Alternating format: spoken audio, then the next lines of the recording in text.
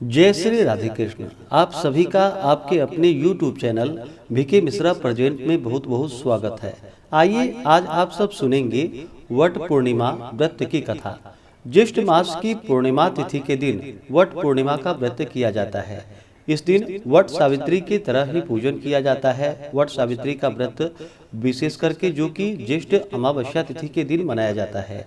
वहीं पे वट पूर्णिमा जो कि ज्येष्ठ पूर्णिमा तिथि के दिन इस व्रत को सुहागिन महिलाएं अपने पति की लंबी आयु के लिए रखती हैं। इस दिन महिलाएं वट वृक्ष की पूजा अर्चना करती हैं और घर में सुख शांति की कामना करती हैं। वट पूर्णिमा व्रत में इस दिन पूजन के साथ साथ कथा का भी श्रवण करना चाहिए। इससे सुख सौभाग्य में वृद्धि होती है, दाम्पत्य जीवन खुशहाल होता है, पति की आयु लंबी होती है तथा सभी प्रकार के सुख तथा समृद्धि की प्राप्ति होती है। तो आइए सुनते हैं वट पूर्णिमा व्रत की संपूर्ण कथा।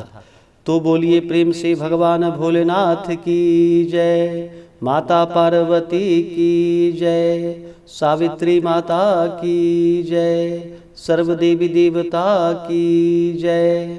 कथा के अनुसार एक बार माता पार्वती जी ने कहा भगवान भोलेनाथ से, हे देवताओं के देवता, हे जगतपति भगवान भोलेनाथ, प्रभास क्षेत्र में स्थित ब्रह्मा जी की प्रिया जो सावित्री देवी हैं, उनका चरित्र आप मुझसे कहिए, जिसमें उनके व्रत का महात्म्य हो और उनके संबंध का इतिहास एवं जो स्त्रियों की पाति व्रत को देने वाला सौभाग्यदायक और महान उदय का करने वाला हो। तो भगवान शंकर ने कहा कि हे महादेवी, प्रभास क्षेत्र में स्थित सावित्री के असाधारण चरित्र को मैं तुमसे कहता हूँ। हे महेश्वरी, सावित्री स्थल नामक स्थान में राजकन्या सावित्री ने जिस प्रकार से उत्तम वट सावित्री व्रत का पालन किया, मद्र देश में एक धर्मात्मा, सभी प्राणियों के हित में तत्पर रहने वाला, राजधानी तथा राज्य में रहने वाली प्रजाओं का प्रिय अश्वपति नामक राजा था, जो कि क्षमाशील, संतान रहित, सत्यवादी और इंद्रियों को वश में रखने वाला। एक समय वह राजा प्रभास क्षेत्र की यात्रा के निमित्त वहां पर आया और विधि पूर्वक यात्रा करता हुआ सावित्री के स्थल पर पहुंचा।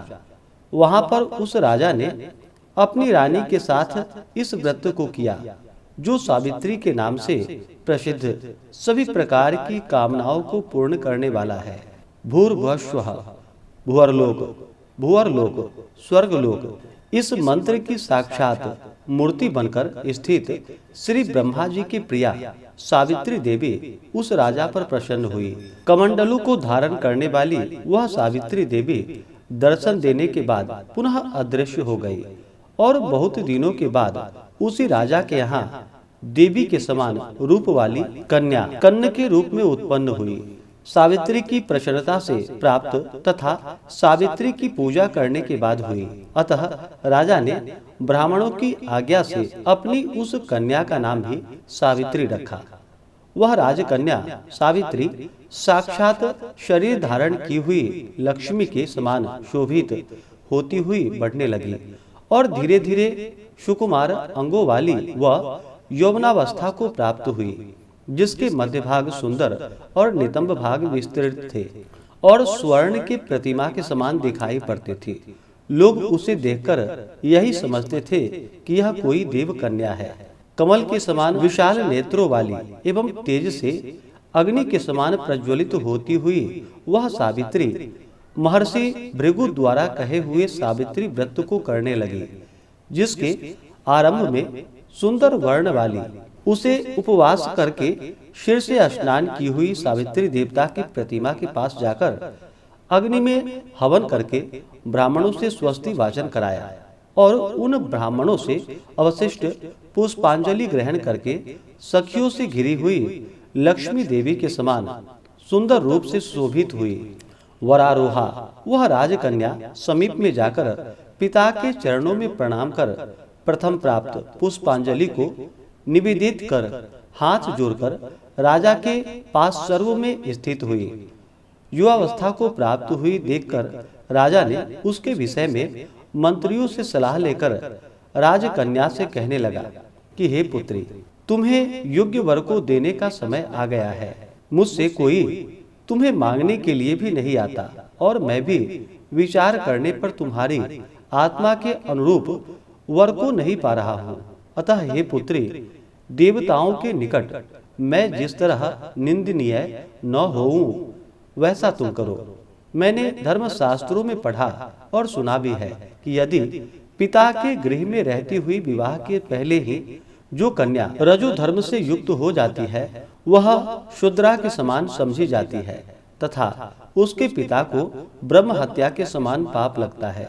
इसलिए हे पुत्री, मैं तुमको भेज रहा हूँ कि तुम स्वयं अपने योग्य वर ढूंढ लो।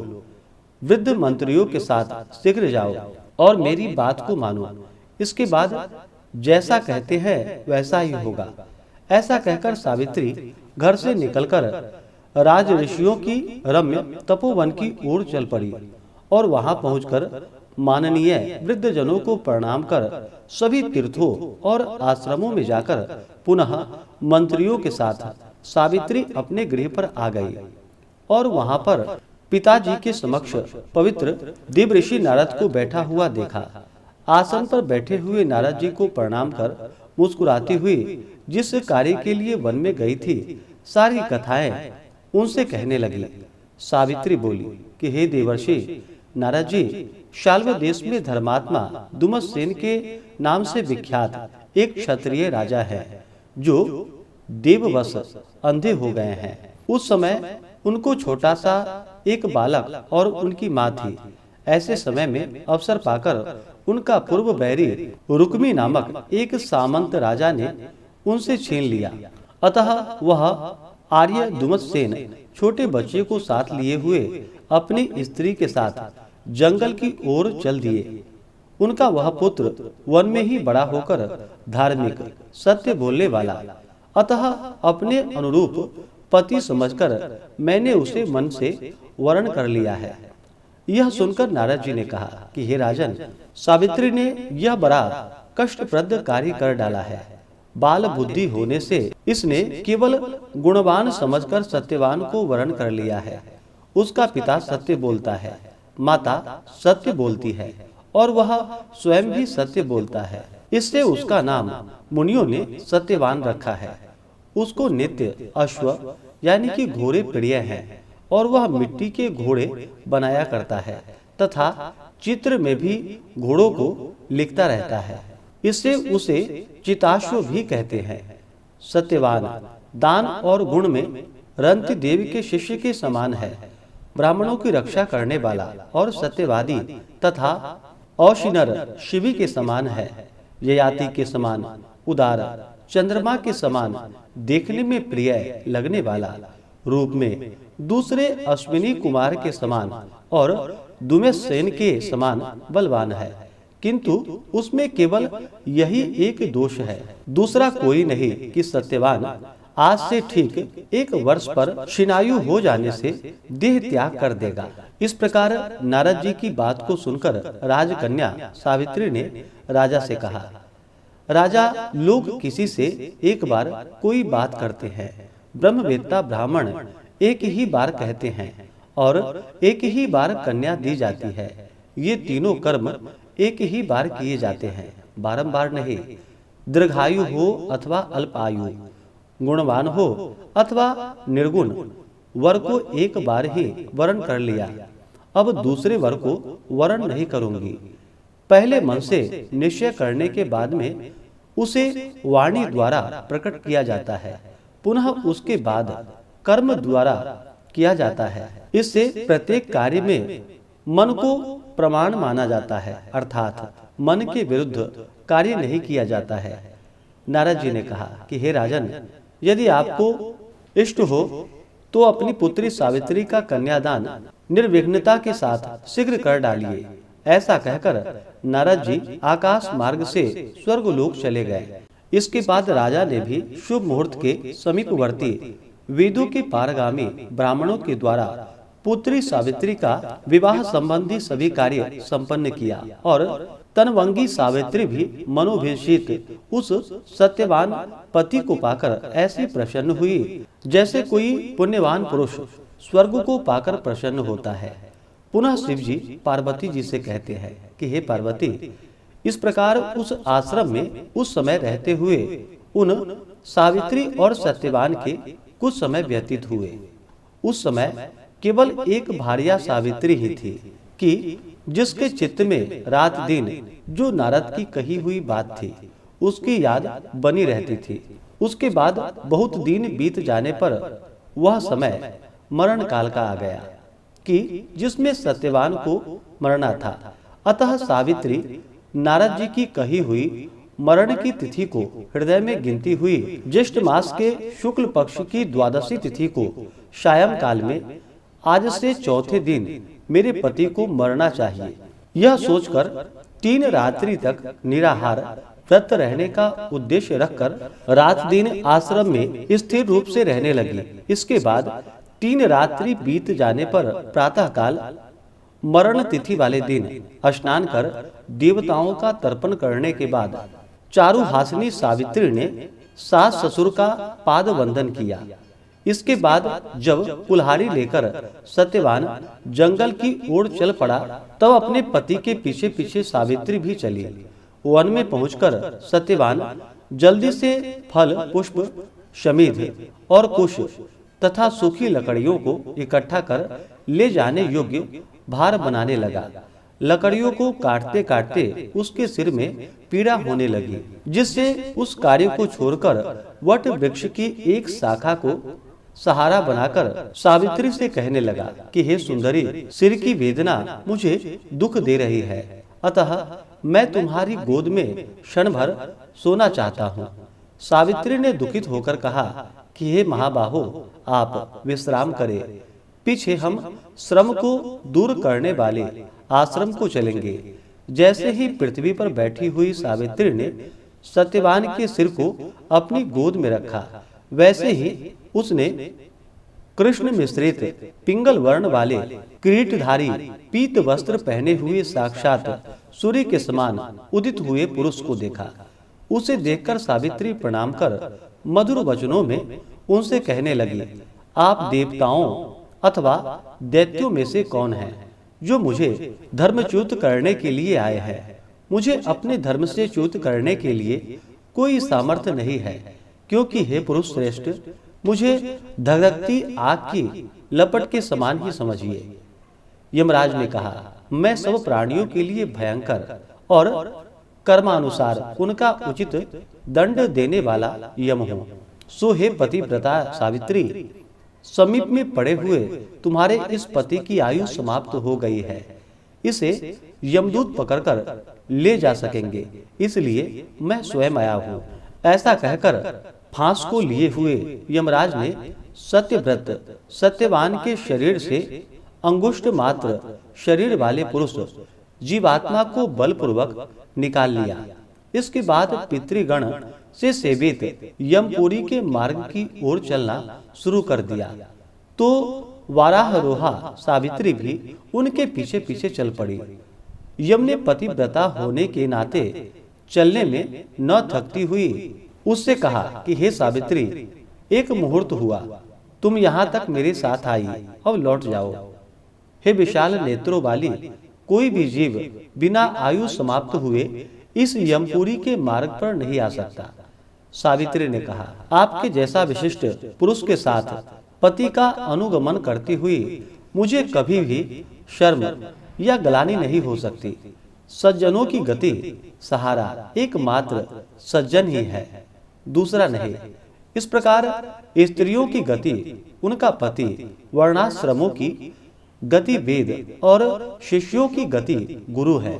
इस पृथ्वी में सब प्राणियों के लिए स्थान है, किंतु स्त्रियों के लिए तो एकमात्र पति को छोड़कर दूसरा कोई आश्रय स्थान नहीं है। इस प्रकार से धर्म तथा अर्थ से भरा हुआ सुंदर मधुर अन्य वाक्यों से भी सूर्यपुत्र यमराज ने प्रसन्न होकर सावित्री से यह बात कही। यमराज ने कहा कि हे भामिनी, मैं तुमसे प्रसन्न हूँ, तुम्हारा कल्याण हो, तुम मुझसे वर मांगो। सावित्री ने भी विनय से सिर झुकाकर अपने लिए राज्य पाने का वर मांगा और अपने महात्मा ससुर के लिए देखने की शक्ति पाने के साथ साथ पुनः राज्य प्राप्ति एवं अपने पिता के लिए 100 पुत्रों की तथा अपने लिए भी 100 पुत्रों की प्राप्ति के लिए वर मांगा तथा पति के लिए पुनर्जीवन दान एवं निरंतर धर्म का सिद्धि प्राप्त करने का वरदान मांगा। इस प्रकार वर मांगने पर धर्मराज यमराज ने भी उसे अभिष्ट वर प्रदान कर वापस किया। उसके बाद सावित्री पति का जीवन गान प्राप्त कर प्रसन्न चित्त हुई। अपने पति के साथ शांति से अपने आश्रम की ओर चली गई। उसी सावित्री ने ज्येष्ठ की पूर्णिमा के दिन इस सावित्री का व्रत को किया था, जिसके प्रभाव से राजा ससुर को पुनः नेत्रों की प्राप्ति हुई। उसके बाद उन्हें निष्कंटक अपने देश तथा राज्य की प्राप्ति हुई और सावित्री के पिता को 100 पुत्र तथा सावित्री को भी 100 पुत्र प्राप्त हुए। इस प्रकार से सावित्री व्रत के संपूर्ण महात्म्य को मैंने तुमसे कह दिया। तब देवी पार्वती जी ने कहा कि हे देव, सावित्री के द्वारा किया हुआ वह महान व्रत किस प्रकार का है और ज्येष्ठ मास में उसका विधान कैसे किया जाता है। हे विभो, उस व्रत के देवता कौन हैं? कौन कौन मंत्र है? क्या फल है? सो हे महेश, इस सनातन धर्म को विस्तार पूर्वक आप मुझसे कहे। भगवान शंकर जी ने कहा कि हे देवी, सावित्री व्रत को आदर पूर्वक सुनो। हे महेश्वरी, उस सती सावित्री ने जिस प्रकार इस व्रत को किया उसे मैं कह रहा हूँ। हे भामिनी, ज्येष्ठ शुक्ल की त्रयोदशी तिथि के दिन प्रातः दंत धावन कर चुकने के बाद 3 रात्रि तक उपवास करने का नियम करे। यदि व्रती अशक्त उपवास करने में असमर्थ हो तो जितेंद्रिय होकर त्रयोदशी की रात्रि में उपवास कर और चतुर्दशी के दिन बिना मांगे प्राप्त हुए अन्न को ग्रहण करे तथा पूर्णिमा के दिन उपवास करे। हे देवी, प्रतिदिन तालाब, महानदी या झरना अथवा पांडु कूप में स्नान करने से सर्वस्व स्नान का फल प्राप्त करे। हे यशस्विनी, विशेष करके पूर्णिमा में सरसों और मातृका मिश्रित जल से स्नान करना चाहिए। प्रस्थ 64 रुपए अटने लायक पात्र में बालू भरकर अथवा यव, शाली धान्य, तिल आदि भरे। फिर 2 वस्त्र टुकड़ों से वेष्टित के बांस की डलिया में सब अवयवों से शोभित स्वर्ण या मिट्टी अथवा काष्ठ की बनी हुई सावित्री की प्रतिमा रखकर उसमें सावित्री के लिए 2 रक्त वस्त्र देवे और ब्रह्म की प्रतिमा के लिए श्वेत वस्त्र देवे। इस प्रकार से ब्रह्मा के साथ सावित्री का यथाशक्ति गंध, पुष्प, धूप, दीप, नैवेद्य आदि से पूजन करे। पूर्ण तैयारी हुई तुरई, कोहड़ी, ककड़ी, नारियल, खजूर, कैंथ, अनार, जामुन, जंबीरी, नींबू, नारंगी, अखरोट, कटहल, जीरा, काली मिर्च के टुकड़े, गुड़, सेंधा नमक एवं अंकुरित सप्त धान्य बांस की बनी हुई डलिया में रखकर रेशमी वस्त्र से वेष्टित कर कुमकुम, केसर के रंग से रंग देवे। इस प्रकार से ब्रह्मा जी की प्रिया सावित्री की स्थापना होती है। ब्रह्मा के साथ उस सावित्री प्रतिमा का मंत्र के साथ पूजन करे। पुराणों में यह मंत्र कहा हुआ है, जिसमें पूर्व में ओमकार यह वर्ण है। ऐसी वीणा और पुस्तक धारण करने वाली देवी, वेदों की जननी हे देवी, तुम्हें नमस्कार है। मुझे विधवा न होने का वरदान दो। इस प्रकार से विधिवत पूजन करके वहां पूजा स्थल पर रात्रि जागरण की विधि करावे। गाने बजाने के साथ नर नारी वृंद मिलकर नृत्य, शास्त्र में विशारद के साथ नाचे और हंसी खुशी के साथ रात्रि व्यतीत करे और सावित्री की कथा अच्छे ब्राह्मणों द्वारा गीत, भाव तथा रस के साथ प्रभात होने तक कहलवावे।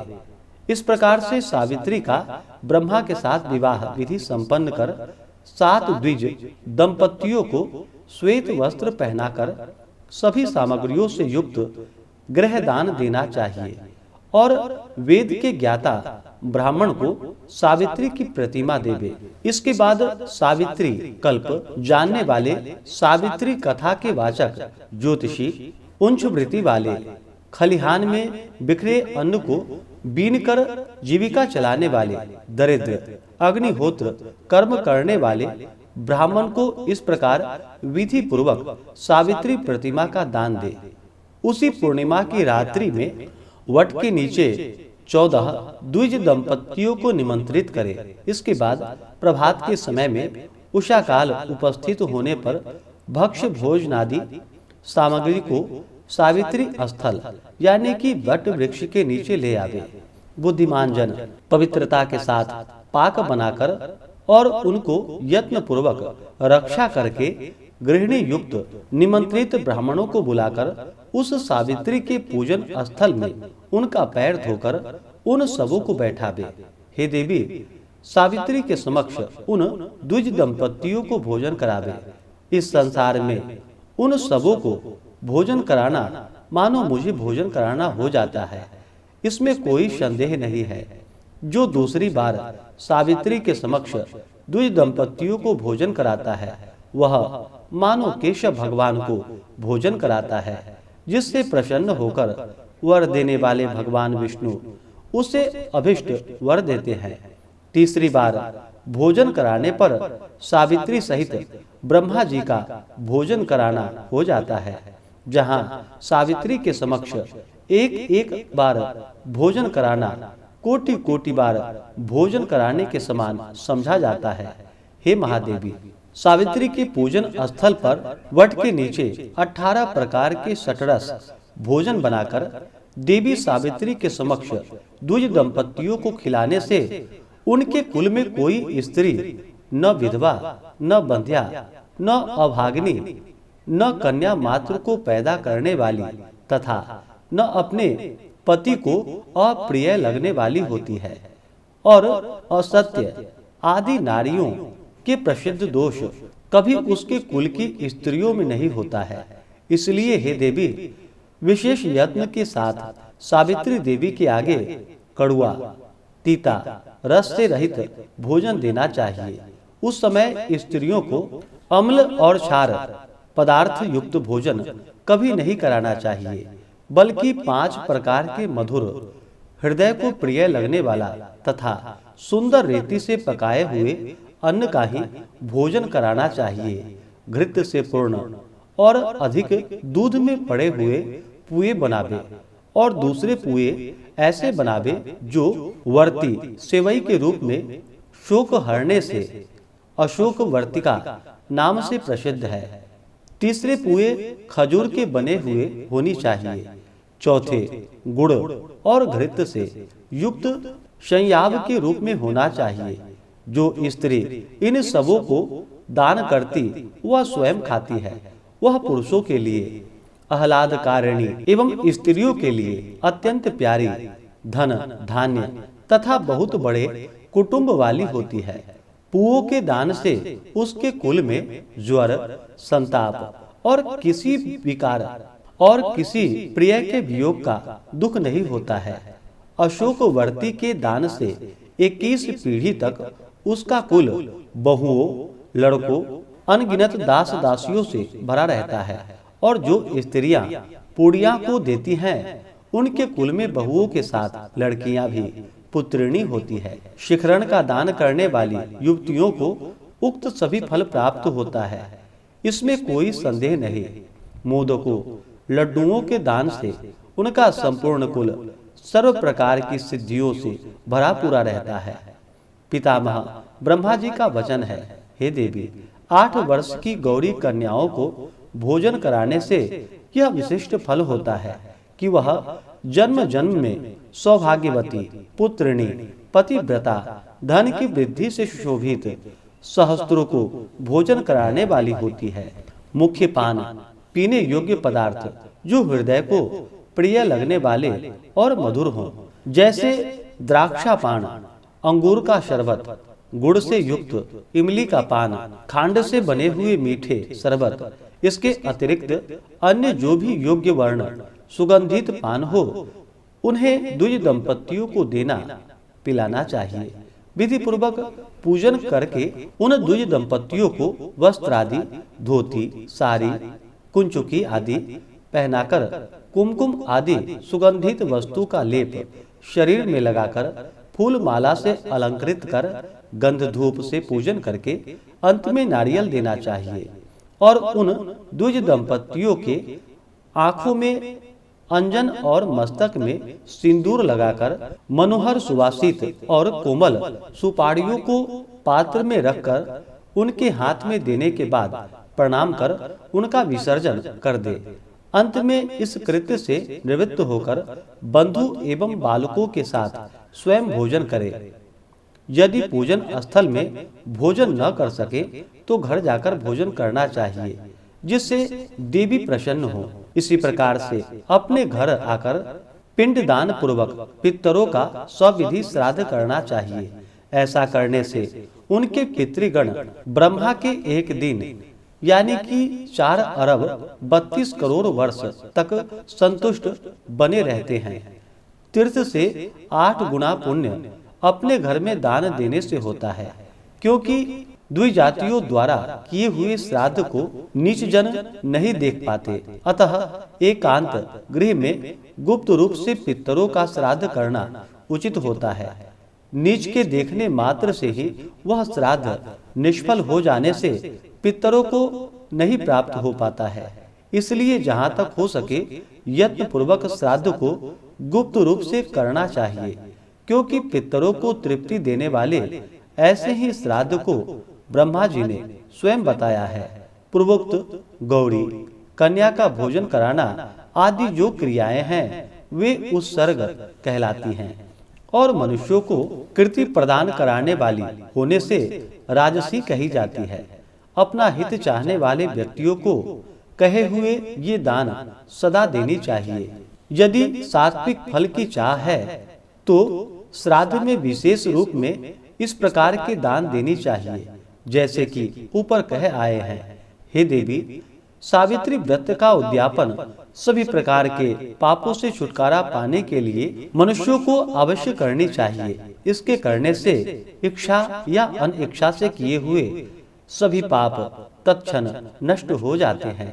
जो लोग इस प्रकार से वट सावित्री की यात्रा करते हैं, व्रत को करते हैं, उनको इस लोक में सौभाग्य, धन धान्य, सुंदर स्त्रियां विविध रूप से प्राप्त होती है। इस यात्रा विधान को जो कोई मनुष्य भक्ति पूर्वक करता है या इस व्रत वट सावित्री व्रत कथा को सुनता है, वह पापों से छुटकारा पा जाता है। हे देवी, जो पुरुष ज्येष्ठ की पूर्णिमा के दिन विधि पूर्वक सावित्री के पूजन स्थल वट वृक्ष के 108 या 54 अथवा 17 प्रदक्षिणा यत्न पूर्वक करते हैं, तो उनके द्वारा अज्ञान पूर्वक किए हुए अगम्या स्त्री के साथ गमन रूपी पाप अथवा अन्य भी किए हुए पाप नष्ट हो जाते हैं। इसमें कोई संदेह नहीं है। जो उक्त सावित्री के स्थल वट वृक्ष के नीचे जाकर संध्या वंदन किया करते हैं और अपनी पत्नी के हाथ से लाए हुए पांडु कूप के जल से स्वर्ण की झाड़ी अथवा मिट्टी की झाड़ी से ही भामिनी जल ले आकर संध्योपासन करते हैं, उनके द्वारा 12 वर्ष तक की संध्योपासना की हुई मानी जाती है। पांडुकूप में स्नान करने में अश्वमेध यज्ञ का फल होता है। दान देने से 10 गुना फल और उपवास करने तथा सुनने से अनंत फल होता है। तो बोलिए प्रेम से भगवान भोलेनाथ की जय, माता पार्वती की जय, सावित्री माता की जय, सर्वदेवी देवता की जय। तो आशा करता हूँ कि यह जानकारी कथा आपको अच्छा लगा हो। इसी प्रकार से ज्ञानवर्धक जानकारियाँ प्राप्त करते रहने के लिए, व्रत पूजा के बारे में जानने के लिए, कथा को सुनने के लिए चैनल पे अगर आप पहली बार आए हैं तो चैनल को लाल बटन दबा करके सब्सक्राइब करें, साथ में बेल आइकन घंटी को दबाएं ताकि आने वाली वीडियो का नोटिफिकेशन आपको समय से मिलता रहे। वीडियो को लाइक करें, शेयर करें। सुखी रहें और स्वस्थ रहें। जय श्री राधे कृष्ण। धन्यवाद।